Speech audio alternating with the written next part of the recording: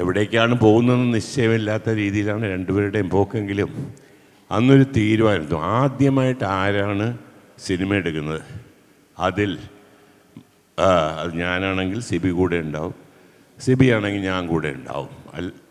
ആ ഒരു തീരുമാനം ഞങ്ങൾ എടുത്തിരുന്നു. അത് അങ്ങനെയാണ് പൂച്ചക്കരി മൂക്കുത്തി എന്ന് പറഞ്ഞ സിനിമ തുടങ്ങിയപ്പോൾ സിബി എന്നോടൊപ്പം ചേർന്നത്. പൂച്ചക്കരി മൂക്കുത്തിയിലും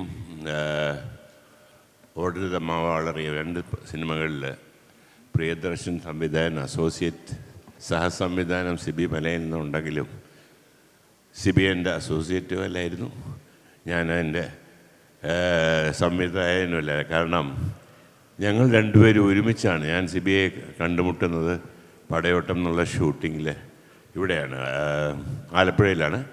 അന്നത്തെ ഈവനിങ്ങളിൽ ഞങ്ങൾ ഒരുമിച്ച് കൂടുതലും സിനിമയെക്കുറിച്ചുള്ള സംസാരിക്കുകയൊക്കെ ചെയ്യുന്നൊരു കാലഘട്ടം ഉണ്ടായിരുന്നു.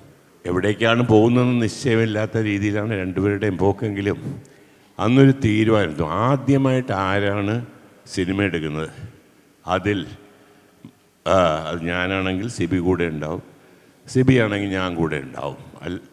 ആ ഒരു തീരുമാനം ഞങ്ങൾ എടുത്തിരുന്നു. അത് അങ്ങനെയാണ് പൂച്ചക്കരി മൂക്കുത്തി എന്ന് പറഞ്ഞ സിനിമ തുടങ്ങിയപ്പോൾ സിബി എന്നോടൊപ്പം ചേർന്നത്. ആ സിനിമ നടക്കുന്ന കാലത്ത് ഈ തിരുവനന്തപുരത്ത് എല്ലാവരും ഇടുന്നൊരു ബെൽറ്റ് ഉണ്ടായിരുന്നു, അതിൻ്റെ പേരാണ് ട്രിവാൻഡ്രം ബെൽറ്റ്. അപ്പോൾ ആ ബെൽറ്റ് ഇട്ടിരുന്ന ഒരാളാണ് സിബി. അങ്ങനെ ആ ബെൽറ്റിൽ ഉള്ള ഒരു മൂമെൻറ്റുകൾക്കിടയിൽ ഓർഡർ അമ്മാവ എന്ന് പറഞ്ഞ സിനിമ കഴിഞ്ഞ ശേഷം വന്നുപെട്ട സിനിമയാണ് ഈ മുത്താരംകുന്ന് പിയു. സോ അത് തീർച്ചയായിട്ടും ഞാൻ ആ മുത്താരംകുന്ന് പിയുടെ ഫസ്റ്റ് കോപ്പി കണ്ടിട്ടുണ്ട്. ആ കോപ്പി കണ്ട സമയത്ത് സത്യം പറഞ്ഞാൽ ക്ലാസ്സിൽ പറഞ്ഞ പോലെ തോന്നി, ഞാൻ പലപ്പോഴും പറഞ്ഞിട്ടുണ്ട്, ഞാനൊരു സംവിധായകനാണെങ്കിൽ എന്നെക്കാട്ടിലും നല്ലൊരു സംവിധായകൻ, എന്നെക്കാട്ടിലും മികച്ചൊരു സംവിധായകനെ ഞാൻ കൺസിഡർ ചെയ്യുന്ന മലയാളത്തിലെ എൻ്റെ അതേ പീരീഡിൽപ്പെട്ട ആളുകൾ സിബി തന്നെയാണ് ഏറ്റവും മുമ്പിൽ നിൽക്കുന്നത്.